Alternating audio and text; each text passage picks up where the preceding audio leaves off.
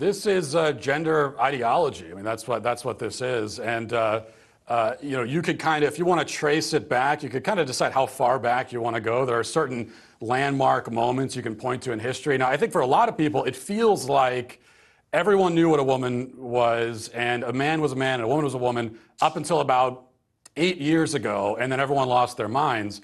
But it actually traces back farther than that. In the film, we go back and we trace it back to guys like John Money and Alfred Kinsey, you know, sexologists and psychoanalysts in the mid-20th century who came up with what we know today as sort of the early iteration of modern-day gender ideology.